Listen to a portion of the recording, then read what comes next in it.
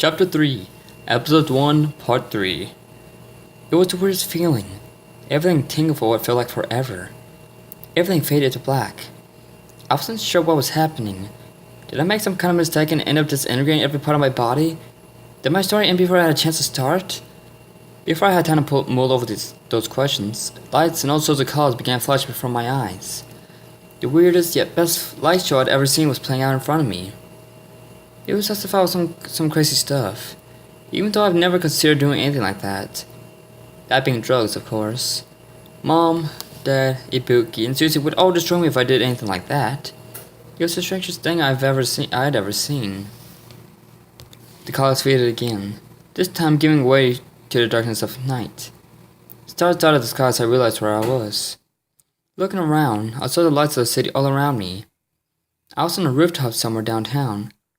I had no idea how I got there, but I was willing to do it again, just to see that awesome light display again. The lights from the street barely reached me up here, casting shadows along my dark armor.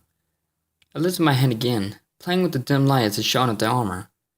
I could barely see in front of me, a point made clear by the fact that in trying to move forward, I ended up nearly tripping over the edge of the building I was on and breaking my neck. Smooth one, Iris. Real smooth. I managed to regain my balance before splattering myself over the sidewalk below. Stepping back to the middle of the roof, I noticed there was a small blue square pulsing in the ground. I guess that's where I popped up, since the square must have called the square back at the secret base. That's what I call it, since it looks like some kind of high-tech base hidden under my house and all. Anyway, I figured that if I stepped back on the square, it might lead me back. I made a mental note of where it was. I was going to take this armor out for a test run, and I wanted to know where I needed to go in order to get home. Spinning on my heels, I looked around for the nearest building to move so that I could have an open place to practice without worrying about accidentally going home. Unfortunately for me, the nearest place was a good distance away. Walking over the edge, I got a good idea of how far away the next spot was, and how long I would have to consider how huge of a mistake it was to try and make a leap from one 7-story building to another. I took a deep breath and started walking backwards slowly. The idea was ridiculous. My rationalization was even worse. I'm a martial artist. I've put plenty of work into strengthening my legs. Why wouldn't I make it? It was only, 7-8 feet? I can make that jump in my sleep. In a dream, maybe. No, now's not the time for negative thinking. I just have to close my eyes, take a deep breath, and go for it. Once I calmed my nerves, I started running. The rooftop I was on was pretty small, so I didn't build up as much momentum as I wanted, but once I was at the edge, I pushed off as hard as I could try and clear the gap. Boy, did I clear it. I flailed my limbs about as I sailed through the air and cleared over my target. I started to panic, thinking there wasn't anything that could change my fate. Except maybe the ground below acting like rubber and bouncing me off to keep me from going kersplat. That was before I noticed the roof just past the one I wanted to get to. Bracing myself, I expected a hard landing. Steel isn't the softest substance in the world, and just about every building in the town is made primarily of the stuff. My landing was a lot softer than I thought it was going to be. I landed easily on my feet, crouching low to absorb the force of the impact. I sat there for a couple moments, trying to absorb what happened in my mind. Honestly, I was supposed to barely make it, forcing me to catch myself on the edge and pull myself up before I met my doom. But I was not supposed to jump way over my target, and as a result, sit here and think about a jump I wasn't supposed to make. I looked down my legs, wondering exactly how much strength they had in them. Maybe this had something to do with my leap? I don't recall ever jumping that high in my life. Deciding to give it a try, I tensed my legs in preparation for another one. I pushed straight up off the roof, and holy cats! I went up and up and up and didn't think I'd ever come down. Looking straight forward, I could see in front of me for at least a mile or two. Lights from the sea continued for what seemed like forever. I scanned the area in front of me as I rose. Maybe I could figure out where exactly I was. A few hundred feet away were lit mounds of steel and heavy equipment. It was a new theme park the city had been working on for the past couple of years. Yeah, despite our incredible advancements in every field of technology possible, construction still takes forever. It was supposed to open this year. Further down was a massive tower that marked the center of our fair city. The New York City headquarters of the work renowned pharmaceutical company, Bricana Industries. The company settled itself in a town several years following the end of the biometal era that saw the defeats of both Sylvester Slither, CEO of Slither Inc., and Albert Wallet to create the first biometal that threatened the world. Once Slither went down, his company went bankrupt almost immediately, and the town that housed the company was abandoned. Shortly after Slither Inc. went out of business, the filthy rich, infinitely famous Bricana family moved into the building, bringing their company and their profits from the medical manufacturing with them. I can't say that being here was a negative point, since the Bricana family was noted not only for being able to swim in the money they make, but for spreading the wealth. They helped rebuild the city after the biometal era left it in future ruins. I guess we as a city owed them big time if you think about it. As I began my descent back to the building I jumped from, I couldn't help but wish I could have the kind of money the Bricanas had. Millions upon millions of zenny, just waiting for me to spend it. A huge smile crossed my face as thoughts played out my mind. It would be the sweetest thing in the world. However, much like my physical body, my thoughts came back to earth as I hit the rooftop. Another low crouch kept anything from hurrying from the landing. I knew for sure that that jump. My natural strength didn't lift me that high. The armor was enhancing my physical abilities. At least, my legs were being pumped.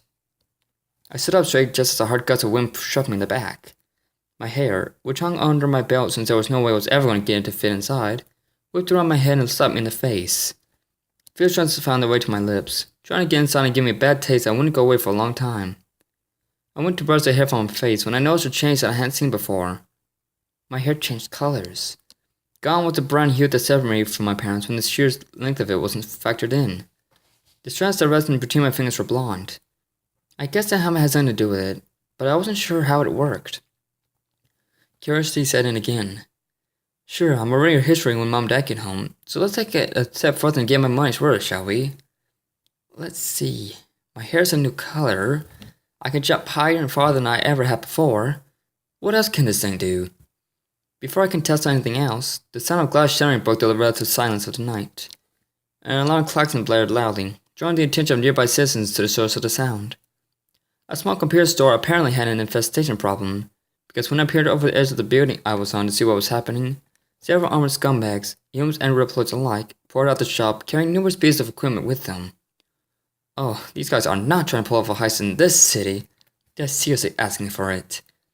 As if it either read my mind or analyzed the situation, my helmet reacted accordingly. A metallic mask formed over me, covering my mouth and nose while leaving only my eyes exposed. The face mask showed the same color pattern as the rest of my armor. The majority of it was black, while dark purple color ran down the middle. I smiled under the mask. Now was the best time to give this thing the test drive it deserved. All the Moors ran in the same direction, making it easy to cut them off. I ran with them along the roofs, somehow figuring out how to control my leaps. Good thing, because keeping them under control made it easy for me to keep from being discovered. I can't follow them, curious to see where they were going. People along the route watched the spectacle the thieves made in disbelief. It wasn't every day that one saw a convoy of criminals parading down the street carrying goods that weren't theirs to begin with, and probably wouldn't be if they did things the right way. The crews kept running, moving for what seemed like miles to the main twists and turns they made. The police weren't stuck on top of things, meaning that was tailing these guys on their own. Cool. They eventually came to a stop in an alley around a mile away from the store they robbed. Gathering around in a circle, the morons dropped to lift the loot and admire what they'd stolen. I stopped on the roof just above them. When I looked over the edge, they looked like they were saying something, but I couldn't tell what. I focused on the lips, trying to read them. Again, my helmet must have been clairvoyant, because a set of microphones and speakers fired up, letting me hear what they had to say. "Check this stuff out," one said. "This is awesome." "No kidding," another answered. "We got some sweet stuff this time." A third spoke up. "Think about the kind of havoc we could create if we use this stuff right." "Who cares?" Number 4. "I bet you we could sell this stuff for a pretty zenny." "Ka-ching, boys." 5. This one a female. The way she spoke, I guess she was the leader of this little group. "This is serious ka-ching." "So, boss," the first guy said to her. Yep, she was the leader. "What are we going to do with all this swag?" Swag? Who says something like that anymore? I gagged a bit. That was the most ridiculous thing I'd ever heard. "Half and half, boys," she said. "Half of this stuff goes on the market. Name me the low-end stuff. The good goods stay with us. Get us the right computer geek, and we can bring the city to its knees. These people are gonna regret forgetting about who we are. Nobody will ignore us ever again. You're not being ignored now, I called out before I could stop myself. My voice obviously projected itself clearly, because the 5 heads snapped up in my direction. The crooks stared at me. I shot back down at them. Moments passed in sheer silence with not a single soul moving. Great, I thought to myself. Now what do I do? I shouldn't have opened my big mouth. Who the heck are you? Delia screamed. She clearly was not thrilled about me being there. That's when I realized I had another problem. I hadn't picked a name. Oh, Smeg, my overactive mind decided to say, what do I say? What do I say? What do I say? I said the first thing that came to mind. I don't think that matters right now. Deciding that was the best time to do so, I gracefully leaped into the air. Flitting around a couple of times, I landed on my feet a short distance away from the group. What matters is that you're going to return everything you've taken. More silence. I could swear some passerby whistled Dixie as he walked down the street. Once whistling was out of earshot, the robots all started laughing their heads off. I could feel my face fall as the laughter continued for what seemed like forever. Great, they're not taking me seriously. Once the leader's cackling died down, she found the ability to speak. And what do you do if we don't? I made what I felt like to be a big mistake at the time. I'll make you. I forced my eyes to narrow slightly and attempt to look more intimidating. I didn't think it worked, and a second roar of laughter confirmed it. Leah's laughter died down before her cohorts, allowing her to get a good look on my face. She apparently noted the fact that I hadn't budged because her eyes widened slightly in surprise. She held up a hand, signaling the others to quiet down. And they did, those sheep. Which they did, those sheep. You're serious? She asked as her smile faded. Why shouldn't I be? I replied, trying to sound cool. Man, I sure seem to be trying a lot of things tonight, don't I? Look, kid, she said. First off, you need to take some more math classes. I mean, there's 5 of us and only 1 of you. How did you plan on making us do anything? My eyebrow twitched slightly. She had a point. Secondly, the police wouldn't believe you if you told them anything. Look at you. You're a joke trying way too hard to be taken seriously. My brow twitched again. A joke? Really? Thirdly, her smile returned. Get her! My eyes widened as the 5 signs jumped up and circled around me. Wicked grins sat on all their faces. This is what I get for having such a big mouth and not being able to keep it quiet. I looked around, trying to find a way to escape. I could try jumping back on the roof I was on, but I doubt that I could make it back up. Seeing no way out, I took a step back and fell into a fighting stance. Someone's gonna get hurt real bad, they chanted over and over. They'd clearly practiced this before. It made me wonder exactly how long these guys had been doing the whole breaking in and stealing things game, and how many people they might have heard doing it. I was so not interested in being the next victim. One of the goons leaped forward, throwing a punch on my head. Thanks to my many years of training, I expertly blocked his attack and shot my own fist into his abdomen. He doubled over in pain, and let me take his still extended arm and twist in a large circle, forcing him to flip over on his back. Unfortunately, I forgot that this was more than one-on-one, and was given a painful reminder when one of the others rammed me from behind. I stumbled forward and stumped face first into the side of a building. I managed to bounce off the wall and into another thug. A hurt punch sent me reeling to another one of them. It kept going just like that, as hit after hit kept bouncing me from one to another.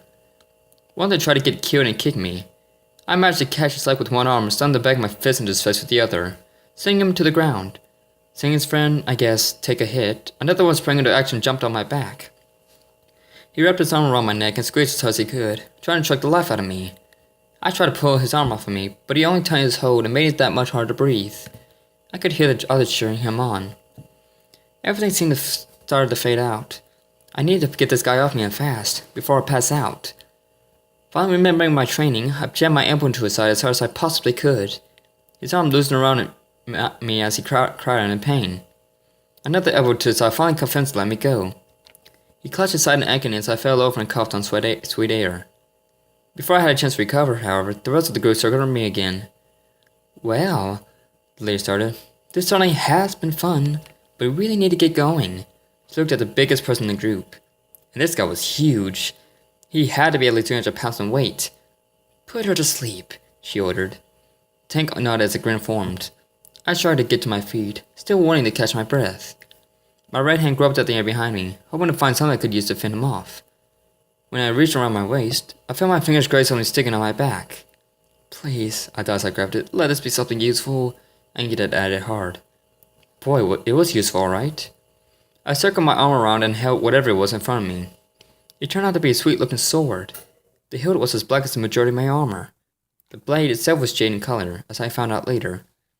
Looking at it, you could easily see through the blade, which was the length of my forearm. I know that because when I pulled the sword out, the hilt was apparently backwards and the blade ran along my arm. It wasn't that long, but it was enough to make the tank take a step back in hesitation. "The boss," he said. I'm going to take a walk and say he wasn't that bright. "She got a knife on her. What do I do?" My eye twitched. Knife? Anyone with half a brain, which this guy clearly doesn't, could see that the weapon in my hand was a sword that's apparently made of awesomes. "Who cares?" the lady shouted. "Just finish off so we can get to work." "Duh, alright then." He turned back to me and took a step toward me. Big mistake. All I had to do was take this sword and... Wait, I don't know how to handle a sword. I've never practiced with one before. Before I knew it though, the tank was on the ground behind me, rolling around in pain. I didn't bother to turn around. But the way the guy was groaning, I knew he was done for the night. The others looked at me, fright plastered across every face. "How did you do that?" one of the moment screamed. He was scared silly. I looked at my hand for a moment as I answered him as honestly as I could. "I wish I knew." They couldn't see it, but a huge smile formed on my face. Handling one of these things was apparently easier than I thought. I fell back into my fine stance, sword still backwards in my hand. "Anybody care to help me figure it out?" The other lady fumed. Her biggest goon was taken by someone who didn't know what they were doing. She was probably embarrassed. Heck, I would be too if I were her. "Get her!" she screamed. The rest of the group fell in on me, like the sheep I figured they were. I mean, they just saw me take down the biggest, possibly strongest ally, and they're still judging me because she said to? Poor guys. I leaped forward, closing the distance between me and the first guy I saw. I slashed at him with the sword, causing sparks to fly off his armor with each hit. One final sweep wipe across the chest sent him spinning to the ground in a shower of light and heat. Another tried to get me from behind. No way I was fun for that again. I spun around to meet him and gave him a couple quick takes of my sword, bringing him down quickly. Another came at me from my left, foolishly screaming as he did. My left hand instinctively reached behind me and yanked a second sword from behind my back, catching him across the abdomen as I brought it around. I looked around a bit to see if anyone else was going to try and attack me. The four I had just taken out all rolled around and kicked and groaned. The bus similarly kicked. All that were left standing were me and an obsolete leader lady. "You idiots!" she screamed. "What am I paying you for?" "You're paying these guys?" I asked sarcastically. "I demand my money back." "Shut up, you! Who are you anyway?" "I told you, that doesn't matter right now." I smiled as I shifted myself to a new stance. I crossed my arms in front of me with my right over my left, allowing both backward swords to run along my arms. "Now then, care to try your luck?" She charged me in anger. I fist pulled back so that she could punch me when she was close enough. She never had the chance. A quick swipe with my right arm sword sent her spiraling to the ground and sparks flew, making sure her face kept its appointment with the ground. I couldn't believe how easy that was. How she even got to be Lily was, and still is, beyond me.